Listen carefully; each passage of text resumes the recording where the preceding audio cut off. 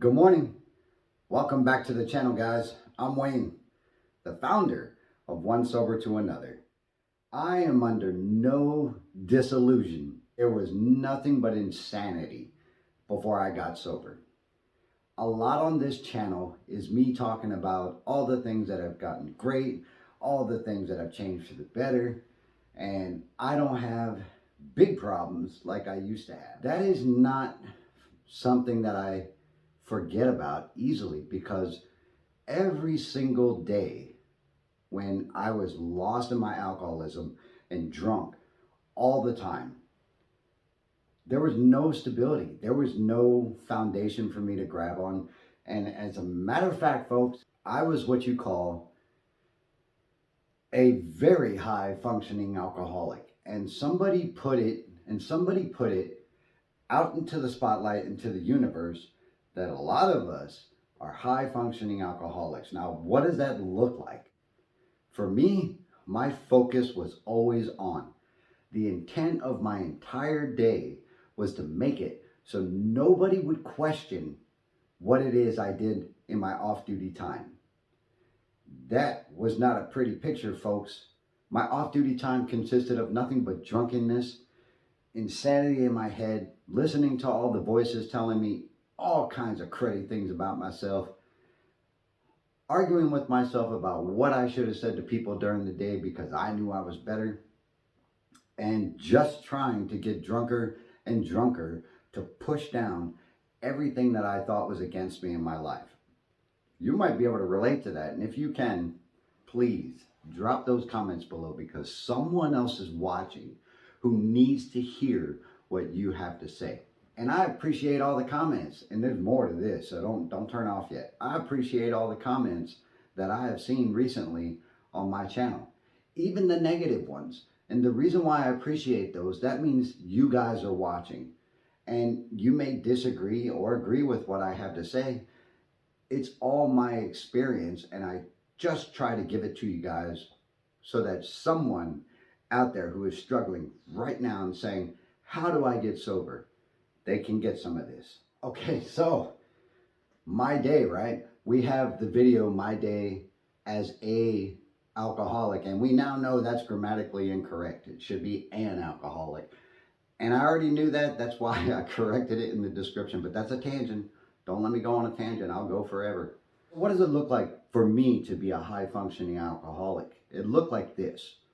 From the start of my day, I already told you how I have to prep for it in the morning by vigorously brushing my teeth, thinking I was hiding my smell from the world, eating a lot of chewing gum, which was horrible, and drinking a lot of energy drinks and coffee to try to mask the alcohol that was coming out of my skin and out of my mouth, which I know wasn't going to do it, but I fooled myself into thinking I could hide this from everybody. I was in positions of authority, and I was in positions that made it easy, and this is the horrible part, made it easy for me to hide what it is I truly was. And I was a destructive alcoholic, and I was a destructive alcoholic for 23 plus years, and hiding that on a daily basis took nothing but work. So being a high functioning alcoholic, I was able to, I knew that if all my administrative data within my field, if all my administrative data was taken care of, nobody, absolutely nobody, could question what it is I was doing or not doing.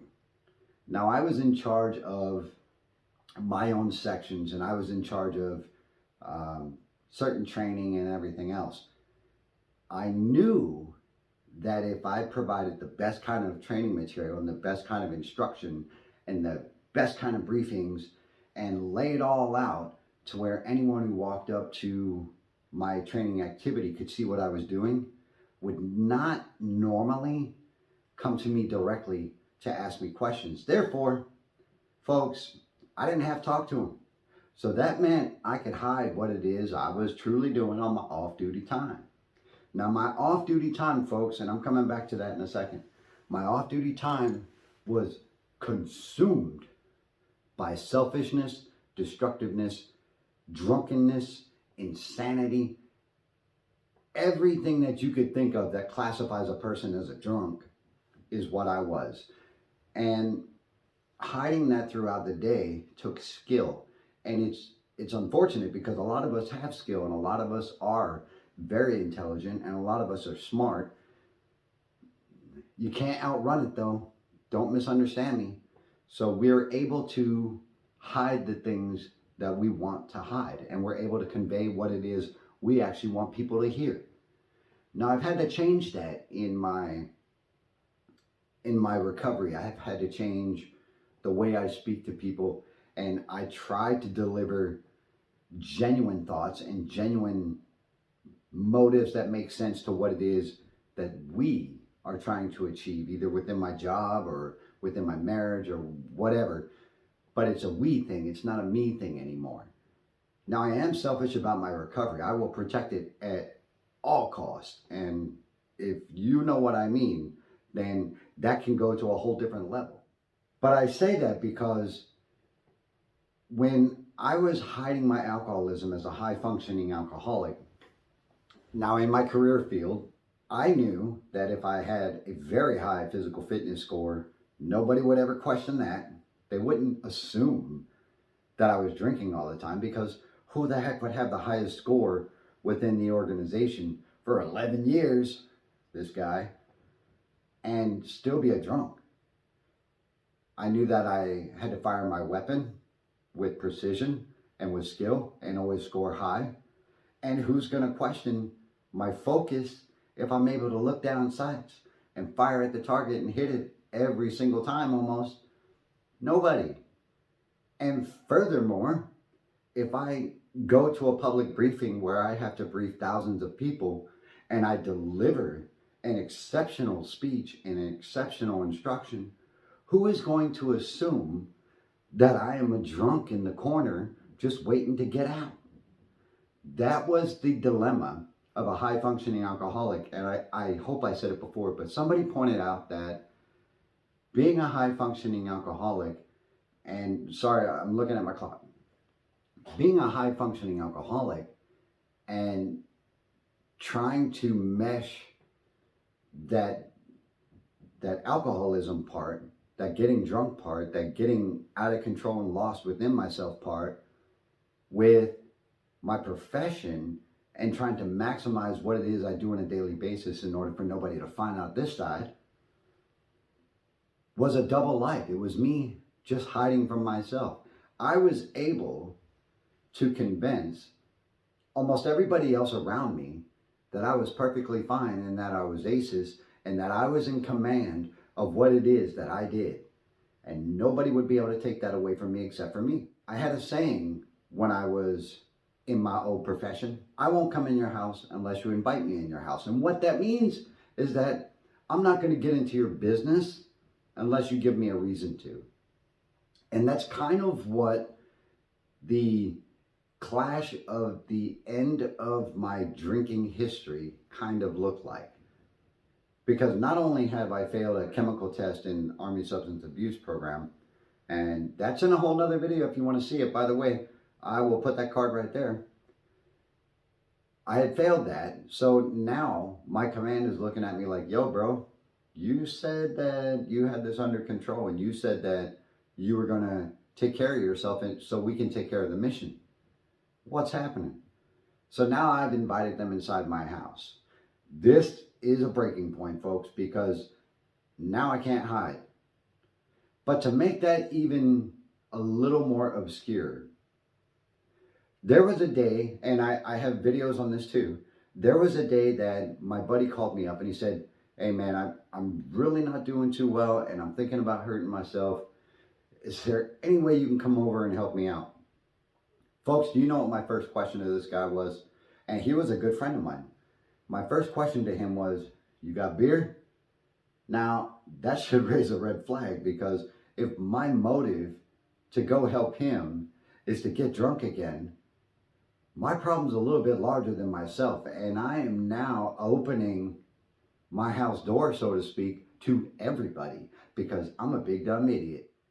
So I went over there and I went to help him, and we ended up talking and bull crapping, and we had a bunch of beers and everything else. And we decided, folks, it would be a good idea to take him to the hospital because he had a problem where he wanted to hurt himself, and for me to admit myself because I was a drunken hot mess. Now, my motive for that was I knew that if I admitted myself and I said that I needed help and I said that I needed rehab, that I really couldn't be disciplined for my high functioning alcoholism. Now, these are all motives, as you can see, that a high functioning alcoholic thinks of, because we have to hide what it is that we're actually doing. So I set up these motives under the pretense that I'm taking him to the hospital. Now, guys, I had to drive 4 hours away, almost 4 hours away, drunk. And this was probably the stupidest, well, no, it's not, but it's one of the dumbest things I ever did while I was actively drinking. Now, him and I both made this stupid decision because he was drunk too. And I'm pretty sure we already addressed the things that had him coming back from the feeling of wanting to hurt himself, and he was going to be okay. But we decided we were going to do this. So no longer was I a high functioning alcoholic who was able to mask myself. I was now standing in the doorway of my house, that metaphor, with the doors wide open, saying, "Come on in, folks. Check it out. Check out what's going on behind curtain number 1." Folks, I'm here to tell you, being a high functioning alcoholic is a lot of work. I became a mathematician at time. I became a mathematician at how much I consumed. Now, granted, I was getting to where I needed to go, and that's to the point of pass out, but I was able to calculate what time I had to pass out. If that makes sense for you, you know exactly what I'm talking about. And this may be going on in your life, and something of my experience might be able to help you. I'm here to tell you that you cannot run from yourself, and you cannot hide your high functioning alcoholism forever. It will catch up with you. And that's not to be scary or to make you feel bad about it or to provide guilt or shame to your disease. But I'm just here to say, folks, it only lasts so long, and it can kill you, because being a high functioning alcoholic and having to do all that, not only is my anxiety and my stress level and my panic level always on high alert, I am always plotting. I am always creating new excuses. And when you get sober, folks, and when you start to live in recovery, you have to learn or relearn how to be genuine with people. You have to relearn how not to have a motive every time that you talk to somebody. And that's my challenge for you, folks. Ask yourself, do you have motives to either get drunk or get high based around everything that you say and do? Or are you genuine with people and willing to take the chance that they will find out what's going on behind closed doors? Because it's not always softer on the other side of Sears. Life is a garden, folks. Dig it. And I appreciate every one of you guys, and I wish you all well. And if you've gotten any value from this video, please give a thumbs up. You know, do that whole subscribe thing if that's your gig. Because, oh, don't forget to hit that notification bell. I really don't like saying that, but if you don't hit that bell, you won't see these videos when they pop up. And I just hope that something I say from my experience and strength and hope will give you something to gravitate towards, and perhaps apply it in your life. Apply it in your life. Life is a garden, I said.